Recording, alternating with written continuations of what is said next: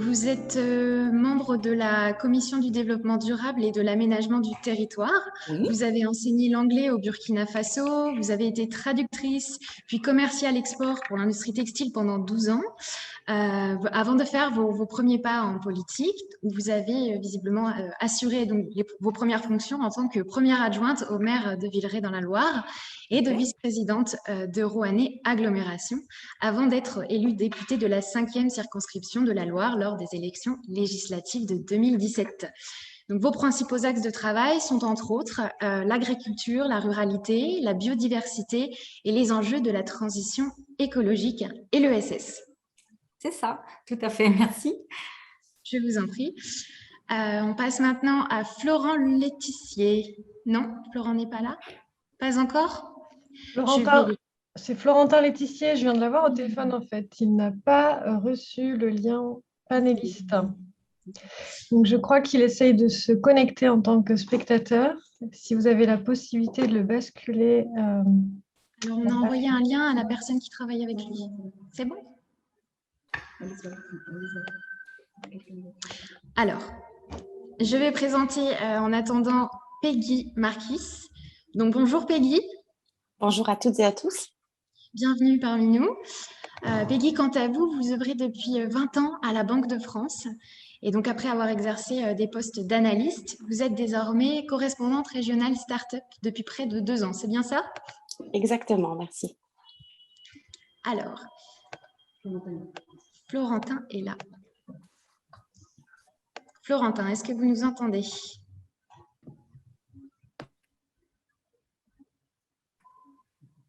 Oui. Est-ce que vous m'entendez? J'ai des petits... Voilà. J'ai mon fond d'écran en plus avec la tour Eiffel derrière. Je vous entends bien, tout va bien. C'est parfait. Bonjour et merci d'être parmi nous. Je vous en prie, ça me fait plaisir.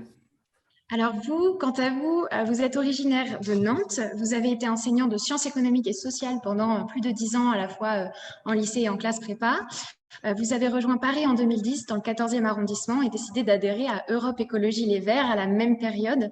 Et en 2020, vous êtes élu au Conseil de Paris et nommé maire adjoint de la capitale en charge de l'économie sociale et solidaire, de l'économie circulaire et de la trajectoire zéro déchet. C'est ça. Merci. Donc, sans plus tarder, je vais donner la parole à Chloé Séché pour modérer cette conférence. Donc, bonjour Chloé, même si on a eu l'occasion de se parler quelques secondes. Bonjour. Bienvenue et merci d'être parmi nous. Chloé, quant à toi, tu es chargée de mission au réseau des collectivités territoriales pour une économie solidaire depuis bientôt 4 ans.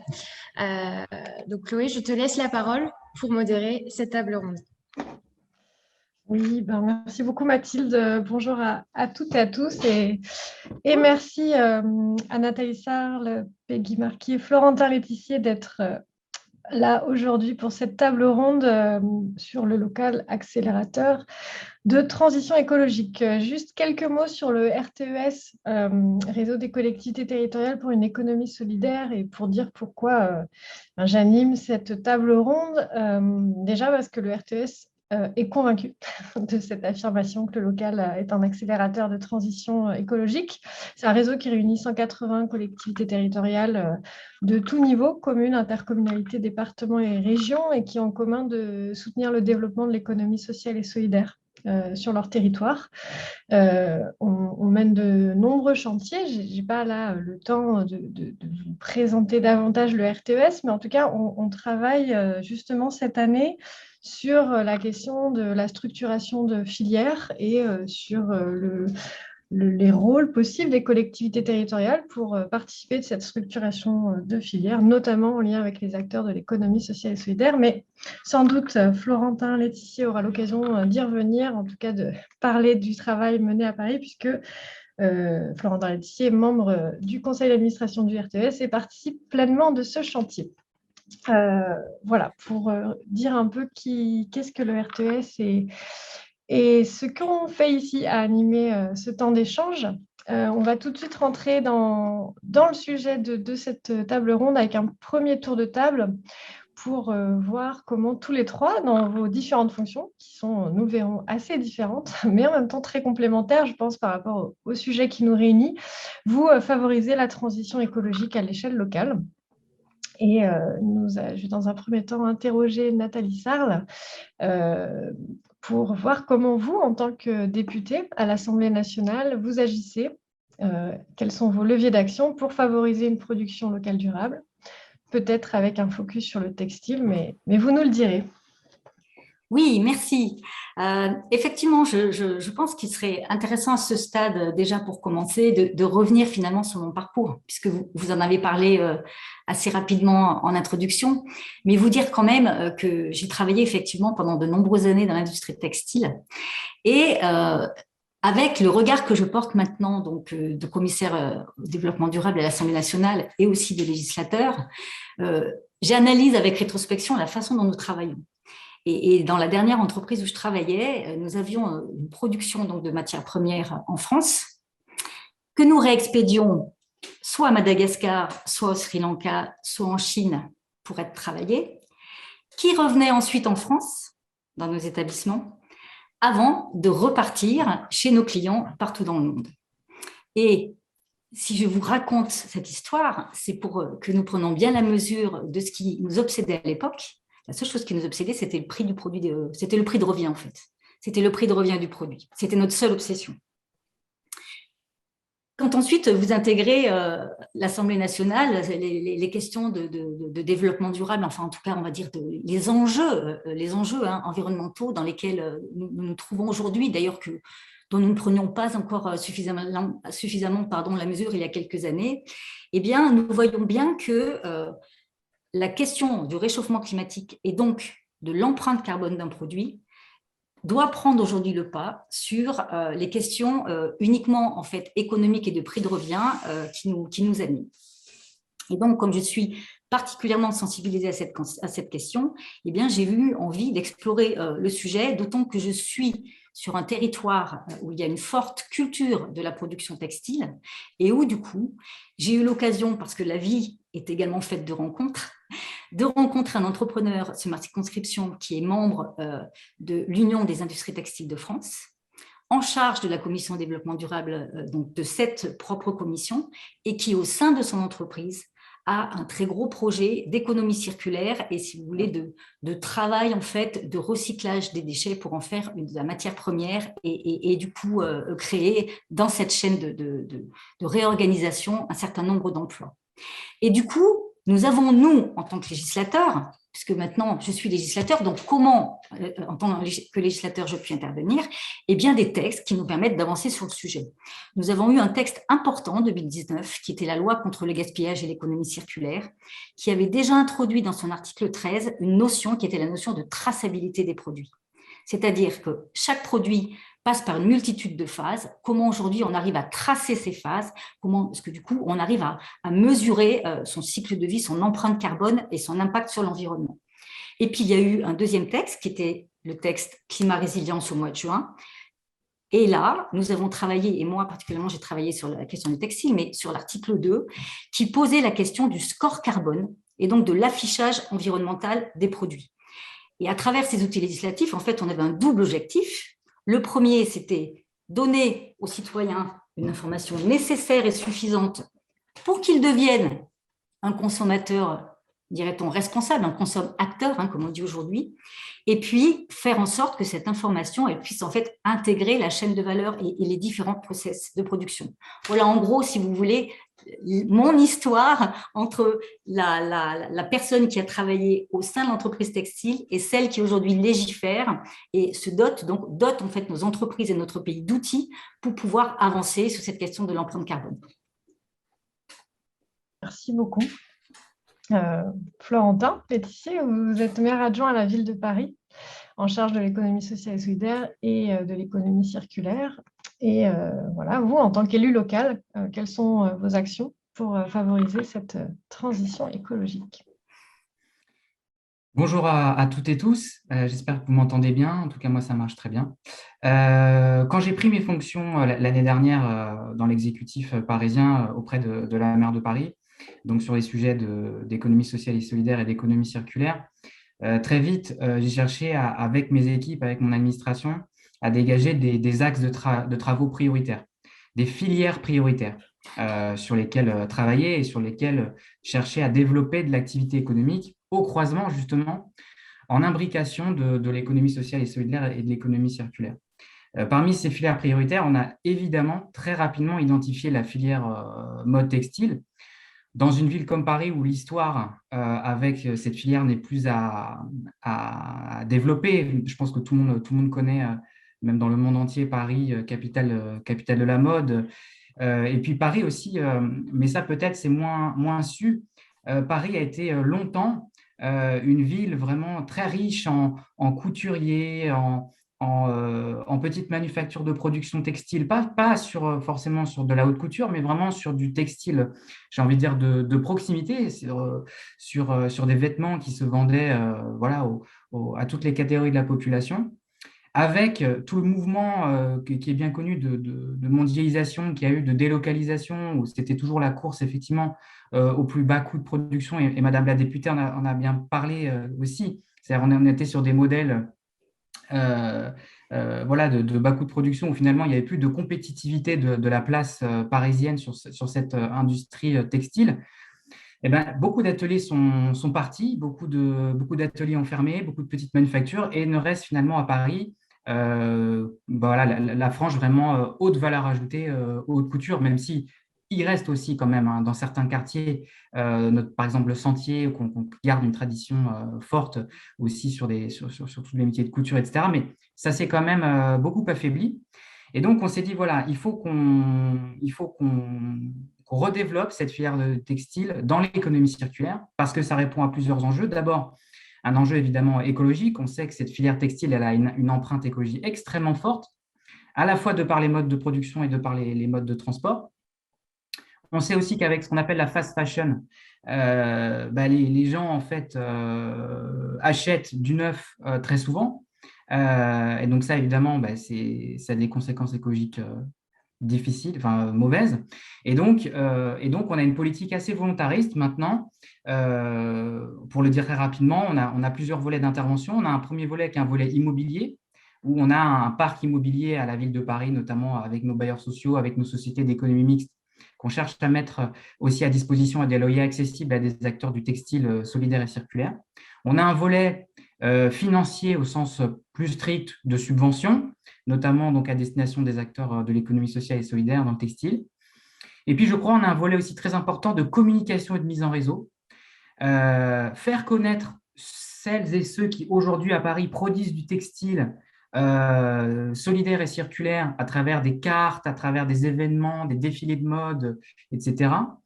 Et puis, la mise en réseau, puisque moi, je n'oppose pas, et je terminerai là-dessus, je n'oppose pas les grands acteurs de la mode, les grandes maisons qui sont connues au plan mondial, et les petits acteurs, les plus petits acteurs de terrain, ESS, etc. Il faut qu'on arrive à travailler ensemble pour dégager justement de nouveaux modèles économiques innovants, pour ouvrir de nouvelles unités de production, pour abaisser les coûts de production, pour faire en sorte que le textile made in Paris soit accessible à toutes les bourses, et que ce soit de l'économie circulaire. Voilà. Et Fashion Green Hub, évidemment, est très inspirant, puisque j'étais à Roubaix, j'ai été voir tout ce qui se fait là-bas. On va travailler avec eux aussi à Paris, et on en est ravis. Voilà, je passe un bonjour à toutes les équipes. Merci bien. Et l'intérêt aussi de temps comme cela pour partager effectivement les expériences entre territoires et fonctions.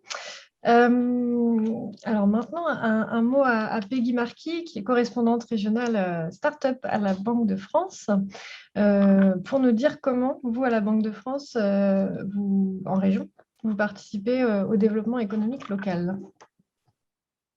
Merci Chloé. Alors, comment la Banque de France en région participe au développement économique local, pardon. Si vous le permettez, Chloé, je vais aller un petit peu au-delà de votre question en élargissant aux actions sociales de la Banque de France et environnementales. Et je vais prendre un petit peu de hauteur et je vais m'élever un peu par rapport au local et partir sur la France et l'Europe. Alors, tout d'abord, pour nos actions économiques, la Banque de France participe à l'élaboration de la politique monétaire européenne et à sa mise en œuvre sur notre territoire. Nous avons aujourd'hui et depuis quelques années une politique de taux très bas, complétée par des injections massives de liquidités par la Banque centrale européenne. Alors, comment cette politique monétaire favorise le développement économique ? Eh bien, tout simplement, aujourd'hui, l'abondance de liquidités sur les marchés interbancaires fait que les banques ont plus intérêt aujourd'hui à prêter aux entreprises, puisque si elles venaient déposer leurs excédents de liquidité à la Banque de France avec un taux directeur actuellement négatif à moins 0,5 points, elles seraient dans l'obligation de nous rémunérer. Donc, il est donc aujourd'hui plus intéressant pour les banques de prêter aux entreprises à des taux positifs très bas plutôt que de venir placer leur argent à nos guichets avec une rémunération négative. Ce qui veut dire qu'en conclusion, la politique monétaire est favorisante puisque toute entreprise française ayant un projet équilibré est en capacité aujourd'hui de trouver un financement. Au niveau social, la Banque de France accompagne aussi les plus fragiles avec l'inclusion bancaire, la gestion du droit au compte pour les particuliers, mais aussi pour les entreprises, puisque chaque personne physique ou personne morale a un droit au compte en France. Nous gérons aussi le surendettement des ménages.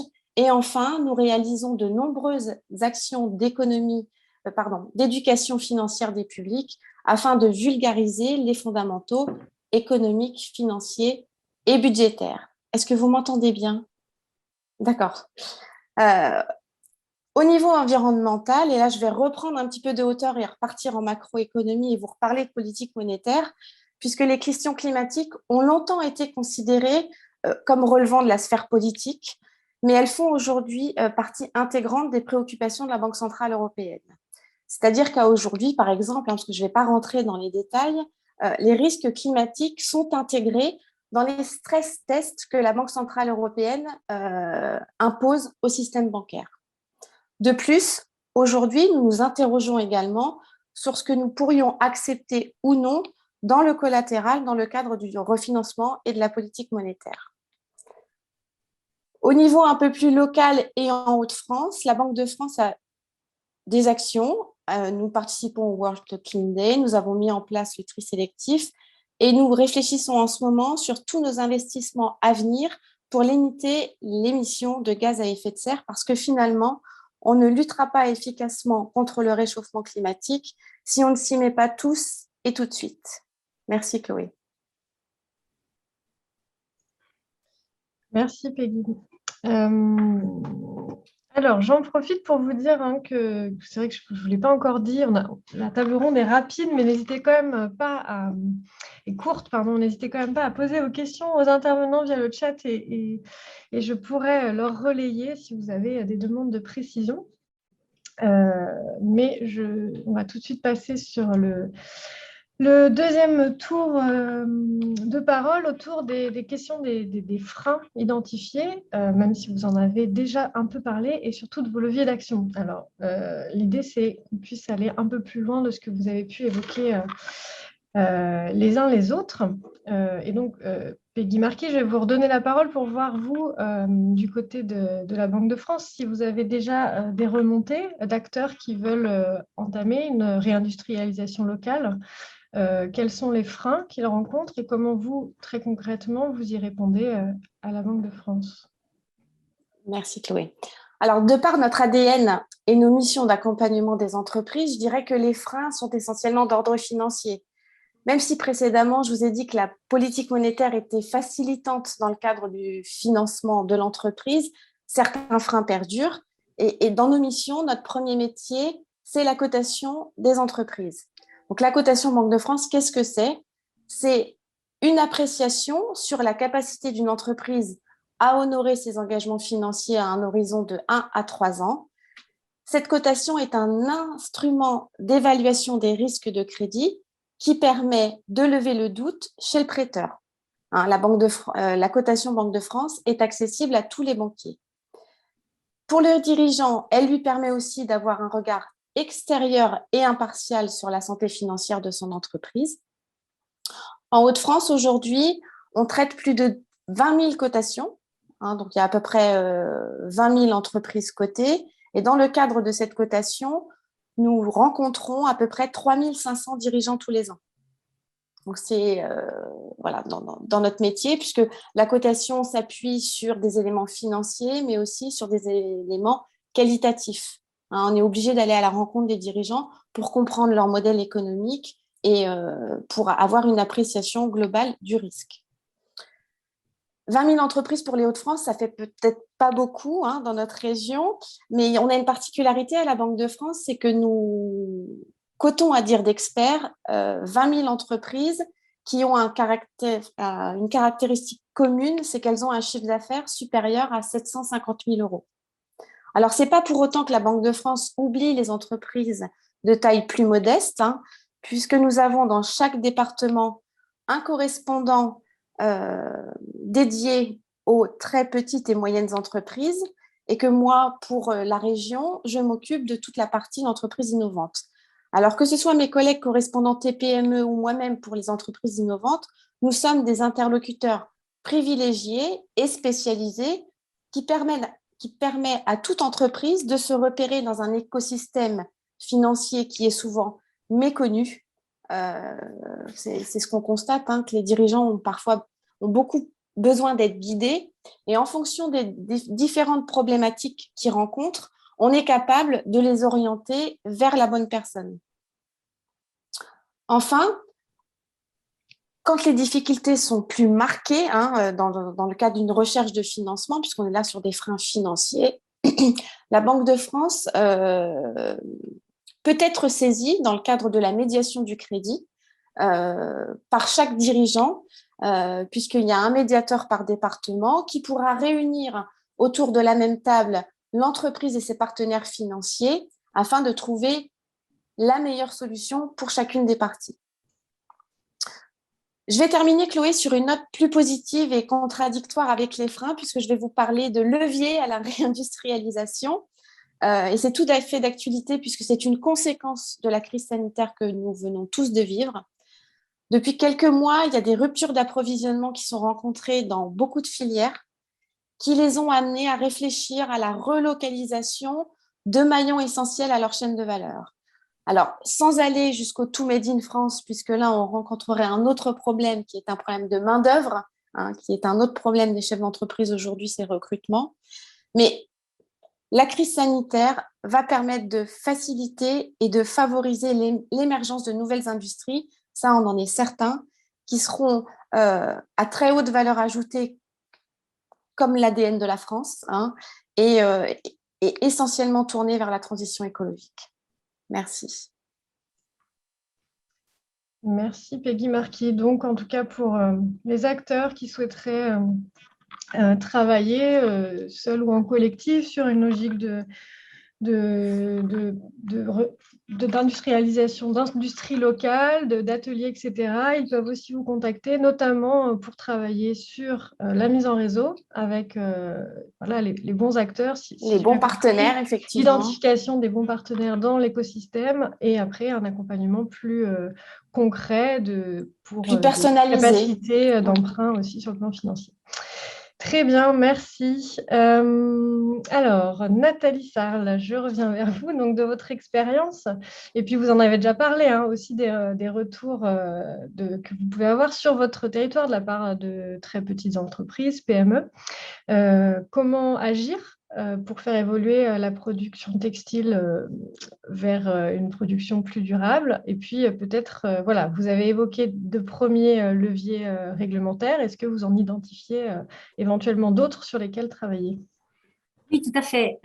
Donc, pour aller dans le sens finalement de ce qu'ont développé également les deux personnes qui m'accompagnent sur cette table ronde, il ne faut pas oublier que l'industrie textile, en fait, il y a un modèle mondial de l'industrie textile. Aujourd'hui, il y a eu en plus cette mondialisation qui a vu l'émergence d'énormes groupes qui font une concurrence acerbe à nos petites et moyennes entreprises, parce que n'oublions pas que le tissu économique français, et dans le textile en particulier, repose sur des PME. Et donc, ces PME se sentent très concurrencées et injustement concurrencées, inéquitablement concurrencées par ces grands groupes qui ont des moyens d'agir sur les prix qu'elles n'ont pas. Donc, là, on a un frein qui est identifié. Et aujourd'hui, vous savez que dans les leviers qui sont possibles, l'Europe y travaille. Nous avons un outil qui est en train d'être travaillé, développé et qui, à mon sens, fait vraiment partie des enjeux de demain, c'est ce qu'on appelle la taxe carbone aux frontières. Il faut que le produit qui est complètement fabriqué à l'étranger et qui rentre sur le territoire français soit taxé à la hauteur de l'empreinte carbone qu'il génère. Donc, vous voyez, si on veut favoriser nos TPE, il faut par contre que ce qui est fait à l'étranger soit, on va dire, entre guillemets, pénalisé, ou plutôt juste qu'il y ait un équilibre qui soit justement rétabli. Ensuite, dans les freins, il y a un certain nombre de réglementations, et là aussi, moi, les chefs d'entreprise de ma circonscription me le disent, notre réglementation en France est une des plus contraignantes au monde. Aussi, y a-t-il peut-être moyen de réfléchir à un certain nombre de réglementations ou de freins réglementaires que nous pourrions lever? Et peut-être je vais aborder un sujet que M. Laetissier connaît bien, mais qui pour moi finalement est peut-être plus nouveau. Dans le cadre de ce travail que j'ai réalisé avec l'entrepreneur donc de ma circonscription qui travaille qui a un gros projet d'économie circulaire, il m'expliquait qu'ils sont en train de mettre en œuvre une plateforme de tri des déchets textiles. Plateforme de tri entièrement robotisée, numérisée. On amène les déchets textiles, on les trie par matière, on les trie par couleur, et à partir de ces déchets, on refait une matière première. Eh bien, pour créer aujourd'hui, pour mettre en œuvre, pour établir une plateforme de tri comme il souhaite le faire, cette plateforme de tri, elle est soumise à ce qu'on appelle la réglementation ICPE. Vous savez, c'est les contraintes qu'on fait, que ce sont les installations classées pour la protection de l'environnement. Et donc, ça crée des contraintes énormes, alors qu'ici, on est en train de parler de matières premières. Donc, on voit bien ici, par exemple, qu'on pourrait avoir un levier réglementaire, facilitateur, pour finalement l'implantation d'une entreprise de recyclage des produits du textile. Le troisième frein que j'ai identifié, dont nous avons parlé un peu rapidement tout à l'heure, mais reste quand même la question de l'information aux consommateurs. Et là, je pense qu'il y a un ensemble, il y a un élan, j'ai envie de dire, national, mais mondial, qui aujourd'hui se développe et qui va être rendu possible aussi par justement cet affichage environnemental, le score carbone, puisque quand on a l'information, quand c'est transparent, on sait du coup comment on peut agir. Et donc, entre le levier dont je vous ai parlé, qui est la facilitation de la réglementation, l'affichage environnemental, on parle aussi donc de la taxe carbone aux frontières. Il y en a un dernier peut-être dont je veux parler très rapidement maintenant, qui est le plan de relance. Il faut quand même savoir que dans le plan de relance aujourd'hui, il y a un certain nombre d'appels à projets qui ont été lancés sous le sceau de la décarbonation de l'industrie. Ça veut dire qu'on apporte un soutien à l'investissement pour évoluer les process de fabrication et soutenir des projets qui sont des projets en fait à production locale. Voilà.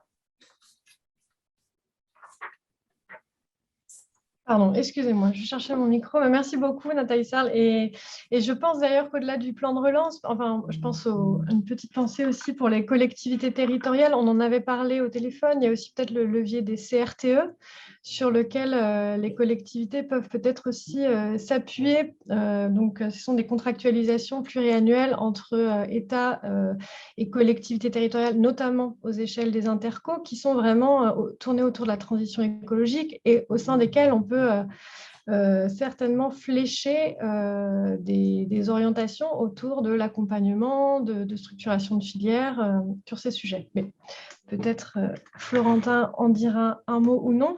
Alors Florentin, vous avez déjà énoncé un certain nombre de leviers sur lesquels vous agissez très concrètement sur le foncier, sur l'outillage, mais voilà.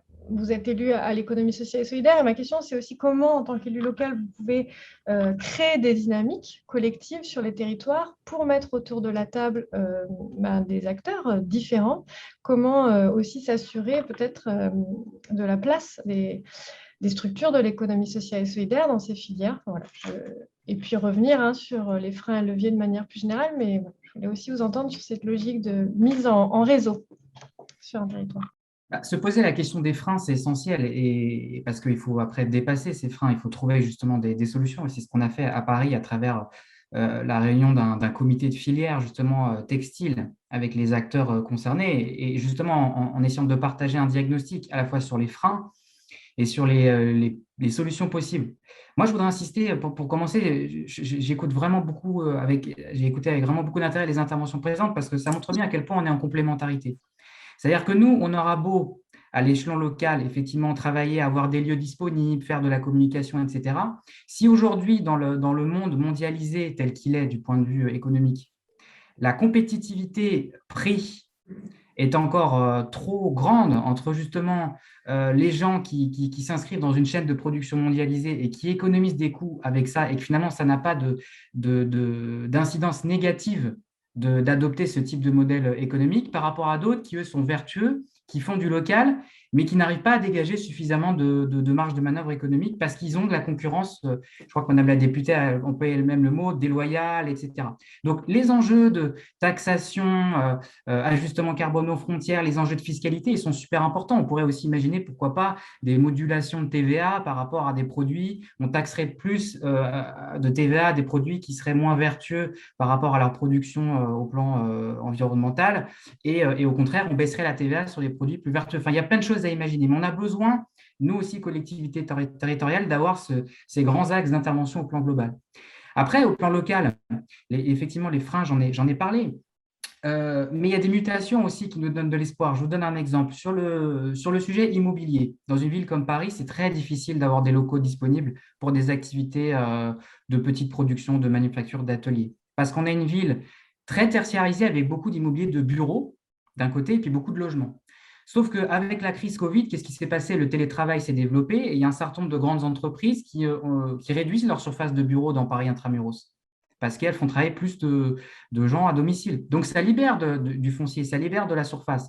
Ça, c'est peut-être des locaux qu'on peut travailler à rediriger justement vers de la petite activité productive du secteur secondaire, de l'artisanat, etc. Parce que Paris n'a pas uniquement vocation à être une ville hyper tertiarisée qui repose uniquement sur le tourisme ou sur des services bancaires, financiers ou culturels. On a aussi un enjeu, nous, de diversification de notre tissu économique et aussi pour des enjeux de proximité. L'idéal, ce serait que les Parisiennes et les Parisiens puissent aller s'acheter aussi des vêtements qui ont été produits en partie, ou enfin, au moins en partie, en tout cas, pas très loin de chez eux, parce qu'on est aussi sur l'ambition d'avoir des boucles locales. Sur le levier financier, la Banque de France, Madame de la Banque de France a présenté un certain nombre d'éléments. Nous, ce qu'on constate, c'est que sur le financement des structures, il y a besoin à la fois d'outils de crédit. Donc ça, on a besoin des banques, on a besoin de taux d'intérêt qui sont des banques privées, hein, j'entends, qui font du crédit à des taux d'intérêt intéressants. Et là, c'est des politiques qui ont été en particulier évoquées. Mais il y a aussi besoin d'outils de fonds propres. Et on a une réflexion aujourd'hui, nous, à la Ville de Paris, je pense qu'on va concrétiser. Je ne peux pas vous en dire plus pour l'instant, mais en 2022, on aura un outil aussi pour intervenir en fonds propres, justement, en capitalisation des acteurs économiques, notamment du secteur textile. Donc, ça, je dirais, c'est vraiment les deux principaux freins, les freins immobiliers, les freins financiers qui se rejoignent. J'ajouterais peut-être deux autres derniers éléments, rapidement, parce que je sais qu'on est pris par le temps. Le premier élément, c'est tous les enjeux d'innovation. Parce qu'on voit bien sur l'économie circulaire, produire des vêtements différemment, c'est aussi des nouvelles technologies, c'est aussi des besoins de formation. Voilà, il faut des personnes qui sont en capacité de fabriquer différemment, de fabriquer en réemploi, de fabriquer en upcycling, etc. Et donc ça se construit aussi. Et donc, on a beaucoup à faire en matière d'innovation, de formation. Ce n'est pas directement la compétence de la ville, mais on propose quand même des choses à Paris. Il y a aussi la région qui intervient. Voilà, je sais qu'au niveau de l'État aussi, il y a eu plusieurs initiatives sur ces plans sur ces aspects formation. Et le dernier point, c'est en lien avec le point précédent, c'est que moi, mon objectif à Paris, c'est de faire en sorte que l'économie sociale et solidaire occupe un rôle très important dans ces nouvelles activités économiques dans le textile circulaire. Donc, c'est les acteurs de l'insertion, c'est les ateliers chantiers d'insertion, c'est les entreprises d'insertion, c'est des nouveaux modèles aussi, des modèles coopératifs, des modèles associatifs, qui ont peut-être une manière aussi de voir l'économie intéressante. Enfin, c'est pas peut-être, c'est sûr. C'est des modèles effectivement qui mettent beaucoup de démocratie, beaucoup plus de démocratie, et puis qui ont à cœur aussi d'aller chercher des publics pour les mettre en emploi, des publics qui ont plus de difficultés à trouver sur le secteur de l'emploi traditionnel. Donc, ces acteurs-là, il faut aussi les soutenir, les accompagner, il faut dégager aussi des financements, et on s'y attelle. Mais c'est un travail de filière. Et le travail de filière, c'est pas quelques mois. Redynamiser une filière économique sur un territoire, c'est quasiment de la planification, c'est plusieurs années. Et donc, il faut de la continuité et il faut aussi travailler en bonne intelligence, tous les échelons finalement, État, Europe, voilà, jusqu'aux échelons les plus locaux, avec des grands partenaires que sont les acteurs financiers, par exemple, comme la Banque de France ou autres. Voilà. Merci beaucoup, Florentin. Alors, on a quelques minutes pour prendre une ou deux questions si vous le souhaitez. Pour l'instant, nous n'en avons pas, mais n'hésitez pas, si vous avez une question à soulever aux intervenants, on a le temps d'en prendre une ou deux. Sinon, je me permets de compléter l'intervention de Florentin par rapport à l'économie sociale et solidaire. C'est vrai que par rapport au chantier qu'on mène au RTES, de travail sur la question de la structuration de filières, on voit qu'effectivement, il y a déjà des acteurs de l'économie sociale et solidaire qui se positionnent sur ces sujets et qui donc voilà, sont innovants, qui se développent, mais qu'il y a aussi des outils en fait, juridiques de l'économie sociale et solidaire qui s'avèrent particulièrement pertinents pour penser ces logiques de structuration de filières parce que centrées autour des coopérations. Je pense notamment aux sociétés coopératives d'intérêt collectif ou aux PTCE, pôles territoriaux de coopération économique. Voilà, je n'ai pas forcément beaucoup le temps de développer ici, mais voilà, on voit aussi en complémentarité de ce que disait Florentin que ces outils peuvent vraiment s'avérer utiles pour les logiques de structuration et pour rassembler une diversité de parties prenantes autour d'un projet économique commun, qui peut être un lieu de production, qui peut être une filière, enfin voilà. Ça me fait penser qu'hier, il y avait Patrick Lévy-Weitz de France Tiers-Lieux qui était là et qui mettait aussi l'accent sur l'intérêt de ces tiers-lieux pour mutualiser les savoir-faire, les compétences, mais aussi les outils qui sont, en tout cas dans le domaine du textile, les outils de production qui coûtent cher et donc l'intérêt aussi d'avoir des espaces partagés. Bon. Nous n'avons pas de questions, du coup, si vous souhaitez vous interpeller les uns les autres, n'hésitez pas.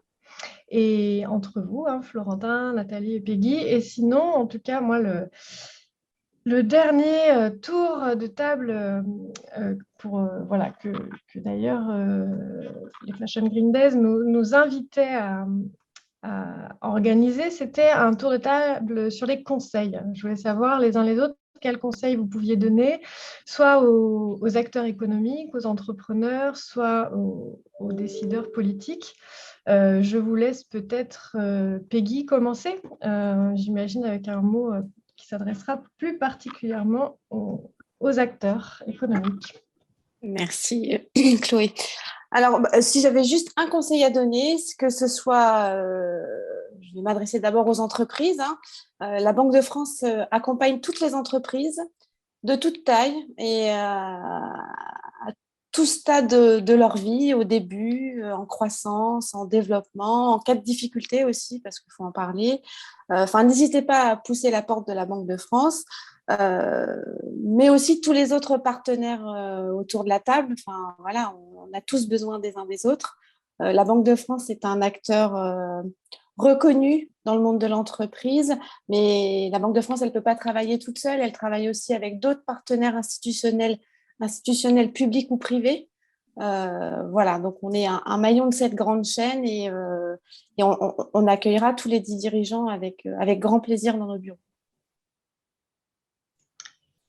Merci Peggy Marquis. Florentin, on va ici peut-être un mot. C'est difficile de donner un conseil parce que c'est vrai qu'on a chacun aussi et chacune des réalités différentes par rapport aux positions qu'on occupe. Je dirais peut-être le conseil qu'on pourrait se donner collectivement, c'est de ne pas trop traîner. De ne pas trop traîner pour développer ces nouveaux modèles parce que l'urgence climatique et l'urgence sociale, elles sont là, elles sont bien présentes. Et quand on regarde finalement dans nos domaines respectifs, que ce soit, par exemple, si on parle du secteur bancaire, qui est un secteur très… Alors là, je sais bien que la Banque de France, ça n'a rien à voir avec les banques privées, etc. Mais même si quand même il y a un lien, il y a des canaux de transmission via la politique monétaire, mais on voit bien qu'aujourd'hui, les investissements des grands acteurs bancaires ne sont pas majoritairement fléchés sur les filières d'économie circulaire. ce qui est, et sur les filières aussi solidaires. Et ça, c'est un enjeu majeur qu'il faut absolument changer rapidement parce qu'on n'a pas non plus trop le temps d'attendre par rapport aux enjeux climatiques qui sont devant nous.